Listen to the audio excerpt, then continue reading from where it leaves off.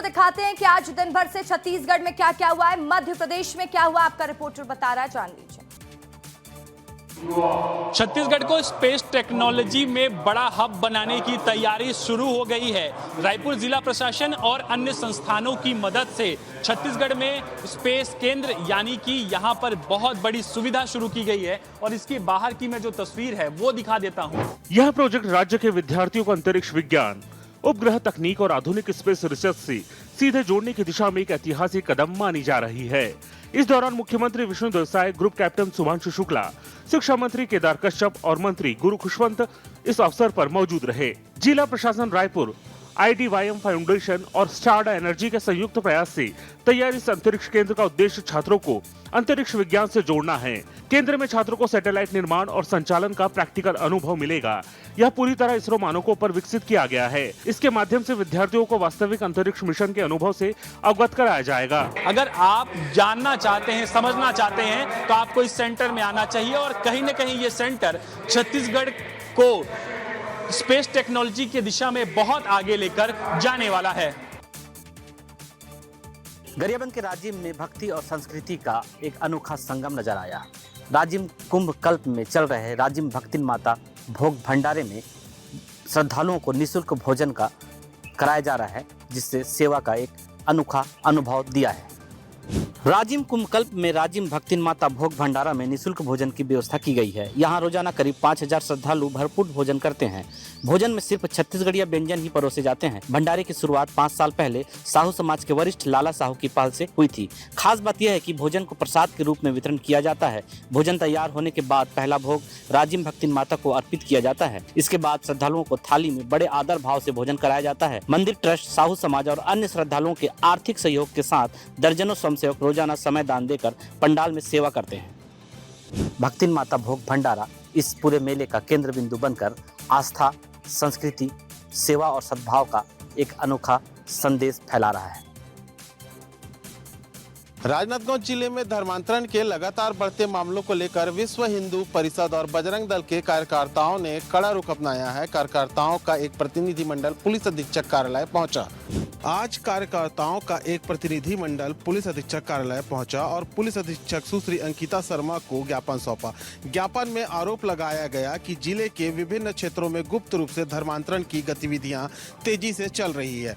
संगठन का कहना है कि पुलिस द्वारा समय समय पर कार्रवाई होती रहे, लेकिन कई स्थानों पर यह गतिविधियां अभी भी जारी है। प्रतिनिधिमंडल ने विशेष रूप से मोतीपुर क्षेत्र में कथित धर्मांतरण कार्यक्रम का जिक्र किया, जिसे रोकने के लिए कार्यकर्ता मौके पर पहुंचे और कड़ा विरोध जताया। संगठन के कार्यकर्ता आक्रोशित हैं और चेतावनी दी है कि यदि प्रभावी कदम नहीं उठाए गए तो वे बड़े स्तर पर आंदोलन करने को मजबूर होंगे। पुलिस अधीक्षक ने ज्ञापन प्राप्त करने के बाद कहा कि मामलों की जांच की जाएगी और उचित कार्रवाई सुनिश्चित की जाएगी।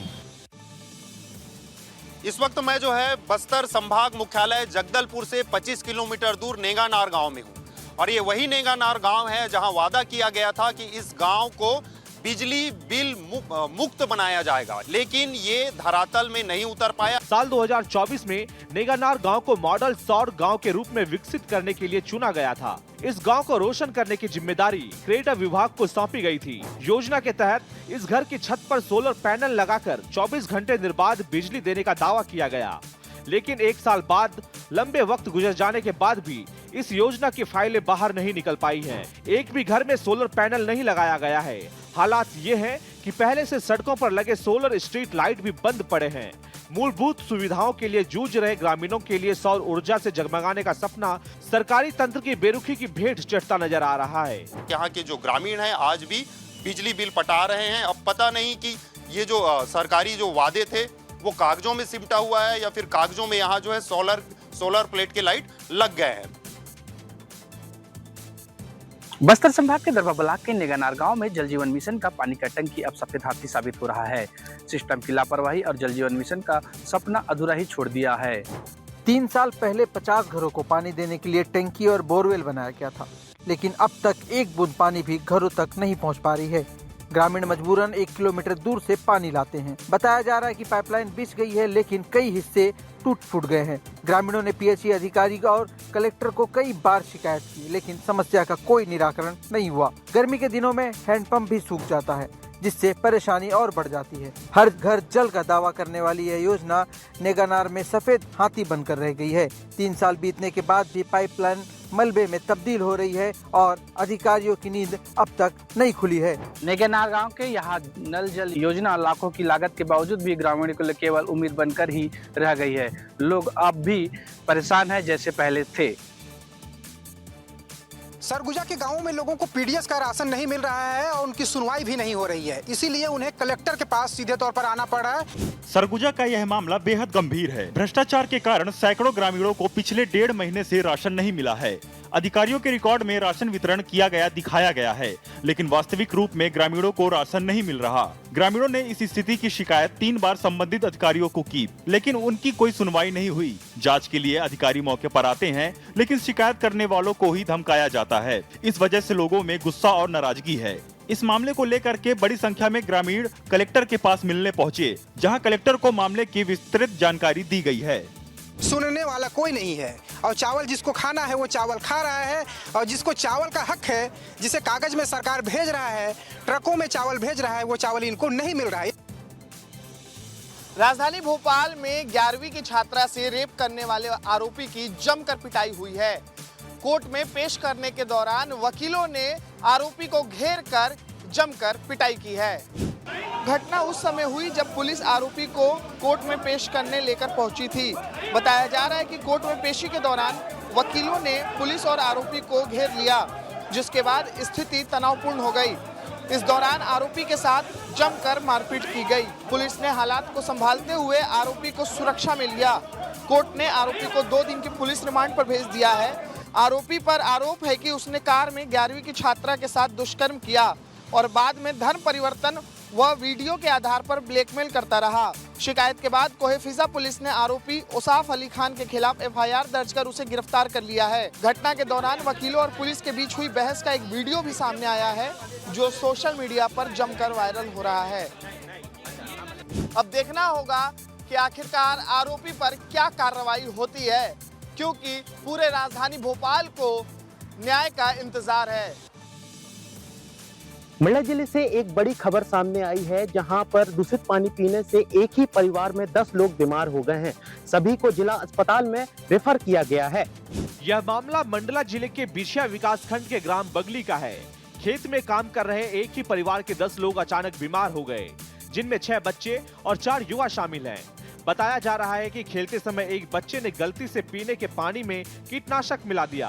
खाना खाने के बाद जब सभी लोगों ने उसी पानी को पिया तो कुछ ही देर में उनकी तबीयत बिगड़ने लगी।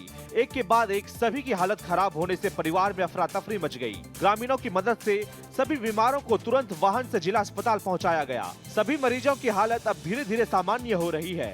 फिलहाल सभी को ऑब्जर्वेशन में रखा गया है। फिलहाल सभी को अस्पताल में भर्ती कराया गया है और स्वास्थ्य विभाग सभी पर नजर बनाई रखी हुई है। इंदौर की ट्रैफिक व्यवस्था को और भी बेहतर करने के लिए प्रशासन ने नई पहल की है। अब रॉन्ग साइड वाहन चलाने वालों की खैर नहीं होने वाली है। दिल्ली के बाद अब इंदौर में भी ट्रैफिक नियम तोड़ने वालों पर सख्ती बढ़ा दी गई है। वन वे सड़क पर रॉन्ग साइड वाहन चलाने पर अब सिर्फ चालान नहीं बल्कि सीधे एफआईआर दर्ज होगी। शहर के ट्रैफिक सिस्टम को सुधारने और बढ़ती दुर्घटनाओं पर लगाम लगाने के लिए इंदौर पुलिस ने ये अहम फैसला लिया है। अब तक वन वे रॉन्ग साइड पकड़े जाने पर चालानी कार्रवाई की जाती थी, लेकिन नई व्यवस्था के तहत नियम तोड़ने वालों के खिलाफ आपराधिक मामला दर्ज किया जाएगा। फिलहाल ये सख्ती पहले चरण में शहर के घोषित 42 वन वे मार्गों पर लागू की गई है। पुलिस का कहना है कि आगे चलकर इस नियम को अन्य प्रमुख रूटों पर भी लागू किया जा सकता है। इंदौर पुलिस का मानना है कि इस कदम से ट्रैफिक व्यवस्था बेहतर होगी और सड़क हादसों में कमी आएगी। आने वाले समय में इस नियम से ट्रैफिक कितना दुरुस्त होगा, यह देखना दिलचस्प होगा। मऊगंज जिले के नौड़िया गांव में प्रशासनिक बुलडोजर कार्रवाई को लेकर हालात बेकाबू हो गए हैं। ग्रामीणों का आरोप है कि न्यायालय के स्थगन के आदेश के बावजूद दस्तों पुराने मकानों को गिराने की कोशिश की गई है। ये मामला मऊगंज जिले की देव तालाब उप तहसील के नौड़िया गांव का है, जहां प्रशासन की कार्रवाई के दौरान गांव में भारी तनाव देखने को मिला। ग्रामीणों का कहना है कि वे पिछले करीब 50 वर्षों से यहाँ वैध रूप से रह रहे हैं। उनके पास रजिस्ट्री भी है और मामला न्यायालय में लंबित है। इसके बावजूद प्रशासन बुलडोजर लेकर अतिक्रमण हटाने पहुंच गया। कार्रवाई के दौरान हालात इतने बिगड़ गए कि महिलाओं ने आत्मघाती कदम उठाने का प्रयास किया। किसी ने हाथ की नस काट ली तो कई परिवार अपने ही घरों में खुद को बंद करने को मजबूर हो गए। पूरे गांव में दहशत और अफरा तफरी का माहौल बना। प्रशासन के मुताबिक इस मामले में एसडीएम कोर्ट और कलेक्टर कोर्ट से रास्ता हटाने के लिए आदेश पारित हुए हैं। प्रशासन ने अभी दावा कर रहा है कि कार्रवाई के दौरान कुछ लोगों द्वारा गडरा कांड की जैसे धमकी दिए जाने की स्थिति बिगड़ी, जिसके बाद शासकीय कार्य में बाधा डालने के आरोप में लगभग 9 लोगों पर एफआईआर दर्ज की गई है। मध्य प्रदेश के पुलों की चर्चा देश और दुनिया तक होती है, लेकिन इस बार चर्चा जो है उमरिया जिले की हो रही है। यह पुल 2016 में बकायदा करोड़ों रुपए खर्च करके बनाया गया था, लेकिन 200 मीटर की जो रोड है उसे बनाना भूल गए। सड़क किसी भी इलाके के विकास की पहली सीढ़ी मानी जाती है। कहा जाता है कि जहां सड़क पहुंचती है वह विकास अपने आप पहुंच जाता है, लेकिन जब योजनाएं कागजों में दौड़े और जमीन पर ठहर जाए तो विकास भी सवालों के घेरे में आ जाता है। तस्वीरें उमरिया जिले के अखडार इलाके की है, जहां सेतु निगम द्वारा करीब 3 करोड़ 25 लाख रुपए की लागत से बना पुल आज सिर्फ इसलिए बेकार साबित हो रहा है क्योंकि उसे जोड़ने वाली सड़क ही नहीं बनाई गई। हैरानी की बात यह है कि 2016 में पुल बनकर तैयार हो गया था, लेकिन महज 200 मीटर की अप्रोच रोड करीब 10 साल बाद भी नहीं बन पाई। नतीजा ये है कि लोग आज भी जान जोखिम में डालकर सफर करने को मजबूर हैं। लगभग 200 मीटर की जो रोड है वो मेन मुख्य मार्ग को जोड़ती है, लेकिन करोड़ों रुपए खर्च कर दिए गए, लेकिन इस रोड की तस्वीर नहीं बदली गई। मुरैना जिले की एमएस रोड पर बिजली के खंभों पर काम कर रहे मजदूरों की सुरक्षा व्यवस्था नदारद नजर आ रही है। बिना किसी हेलमेट के, बिना किसी सुरक्षा उपकरण के, बिना किसी सुरक्षा बेल्ट के ही मजदूर काम करने को मजबूर हैं। मुरैना जिले के एमएस रोड से सामने आई तस्वीरें ठेकेदार और विद्युत विभाग की बड़ी लापरवाही उजागर कर रही है। 30 फीट ऊंचे बिजली के खंभों पर मजदूर बिना किसी सुरक्षा उपकरण के काम कर रहे हैं। एमएस रोड पर बिजली लाइन बदलने और मरम्मत का काम जारी है, लेकिन सुरक्षा इंतजाम पूरी तरह नदारद है। मजदूर हेलमेट, सेफ्टी बेल्ट और ग्लव्स के बिना ऊंचे खंभों पर चढ़कर काम कर रहे हैं। जरा सी चूक सीधे हादसे में बदल सकती है। फिलहाल प्रशासन ने ठेकेदार को नोटिस जारी किया है और निर्देश दिए हैं कि पूरा काम निगरानी में कराया जाए, लेकिन सवाल यह है कि क्या ये निर्देश जमीन पर असर दिखाएगा। एमएस रोड की ये तस्वीरें सिस्टम की संवेदनहीनता को उजागर करता है। अब देखना होगा कि आखिर मजदूरों की सुध कब तक प्रशासन लेता है, या फिर इसी तरह बिना किसी सुरक्षा उपकरण के मजदूर काम करते रहेंगे। ग्वालियर जिले में मौसम ने अचानक करवट ली और इसके बाद साथ ही किसानों पर बड़ी आफत टूट पड़ी। भितरवार और डबरा क्षेत्र के कई गांवों में भारी ओलावृष्टि से फसलों को भारी नुकसान हुआ है। बिगड़े मौसम के बीच ग्वालियर जिले में अचानक हुई भारी ओलावृष्टि ने तबाही मचा दी। जिले के भितरवार और डबरा क्षेत्र के कई गाँवों में ओलावृष्टि से खेतों में खड़ी फसलें पूरी तरह तबाह हो गयी। ग्रामीणों का कहना है कि उन्होंने अपने जीवन में पहली बार इतनी भीषण ओलावृष्टि देखी है। हालात ऐसे रहे कि खेतों के साथ साथ घरों के आसपास भी मिट्टी के ढेर की तरह ओलों की मोटी परत जम गई।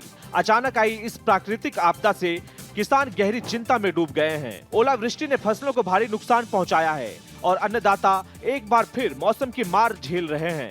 ग्रामीणों ने प्रशासन से तत्काल सर्वे और मुआवजे की मांग की है। अब देखने वाली बात होगी कि किसानों को प्रशासन की तरफ से क्या कोई राहत मिल पाती है। सतना जिला सेंट्रल जेल में एक अनोखी पहल जेलर द्वारा की जा रही है। वही बता दें कि अब जेल के सलाखों के पीछे जो बंदी है सन्नाटा नहीं, अब वहाँ पे मधुर भजन होते हैं, तो ज्ञानवर्धक बातें की जाती है। अक्सर जेल का नाम सुनते ही ऊंची दीवारें, उदासी और सन्नाटा सामने आता है, लेकिन सतना सेंट्रल जेल की फिजा इन दिनों बदली नजर आ रही है। जेलवाड़ी पहल के तहत अब सुबह की शुरुआत किसी सायरन से नहीं बल्कि भजनों और ज्ञानवर्धक बातों से होती है। इस पहल की सबसे खास बात यह है कि इसका संचालन खुद कैदी ही करते हैं। जेल प्रशासन ने 3 कैदियों का चयन किया है। ये कैदी रेडियो जॉकी की भूमिका निभाते हैं। सुबह 7 से 8:30 बजे तक एक कैदी स्टूडियो में बैठकर माइक संभालता है और जेलवाड़ी का प्रसारण करता है। जेल के हर बैरक में स्पीकर लगाए गए हैं। कैदियों को कोई निर्देश देना हो या किसी कार्यक्रम में इकट्ठा करना हो तो यह सिस्टम तुरंत संदेश पहुंचा देता है। अब देखना होगा कि सतना जेल के जो जेल प्रबंधक है, इनकी मुहिम जो है कितना रंग लाती है और कितना यहाँ लोगों में सुधार होता है। के बिलगांव सहित आसपास के इलाकों में पशुओं में भयानक बीमारी फैली है, जिससे पशुपालकों की नींद उड़ गई है। मुरैना जिले के जौरा तहसील के ग्राम बिलगांव और आसपास के गांवों में पशुओं में फैल रही बीमारी ने ग्रामीणों की नींद उड़ा दी है। पिछले 15 दिनों में लगभग 1 दर्जन भैंसें इस बीमारी की चपेट में आकर मौत के मुंह में समा चुकी हैं, जिससे पशुपालकों की आजीविका गंभीर रूप से प्रभावित हुई है। गांव में डर और नाराजगी का माहौल है। सहायक पशु संचालक ने बताया कि जिले भर में लगातार टीकाकरण अभियान चलाया जा रहा है, लेकिन कुछ पशुपालक टीम का सहयोग नहीं कर रहे हैं। उनके अनुसार टीकाकरण के बिना बीमारी पर काबू पाना मुश्किल हो जाता है। प्राथमिक जांच में खुरपका, मुंह पका की आशंका जताई जा रही है। विभाग का कहना है कि इस बीमारी से आमतौर पर मृत्यु नहीं होती, लेकिन दूध उत्पादन में गिरावट आती है। इस मामले पर जहां एक तरफ ग्रामीणों ने प्रभावित गांवों में विशेष मेडिकल कैंप और जांच, घर घर टीकाकरण कराए जाने की मांग की है, तो वहीं विभाग ने पशुपालकों से टीम में पूरा सहयोग करने की बात कही है। मैहर के नादन संकुल के सरकारी स्कूल में पदस्थ शिक्षक धनेंद्र पांडे कथित रूप से शराब के नशे में विद्यालय पहुंचे। इस दौरान उनका वीडियो छात्रों ने बनाया, जो अब सोशल मीडिया पर वायरल हो रहा है। शिक्षक ड्यूटी के समय शराब के नशे में विद्यालय पहुंचे। इस घटना से न सिर्फ ग्रामीण बल्कि अभिभावक भी काफी नाराज हैं। कहा जा रहा है कि शिक्षक की यह हरकत विद्यार्थियों के लिए उदाहरण के रूप में बेहद नकारात्मक साबित हो सकती है। ग्रामीणों और अभिभावकों ने बताया कि स्कूल में नशे में शिक्षक का पहुंचना शिक्षक के स्तर और बच्चों की सुरक्षा दोनों के लिए चिंता का विषय है। कई लोगों ने प्रशासन से तुरंत कार्रवाई की मांग की है। इस वीडियो ने सोशल मीडिया पर तेजी से ध्यान आकर्षित किया है। लोग इस पर गुस्सा जता रहे हैं और शिक्षक की नशे में ड्यूटी करने की आलोचना कर रहे हैं। शिक्षक विभाग इस मामले की जांच कर रहा है और जल्द ही कार्रवाई की संभावना है।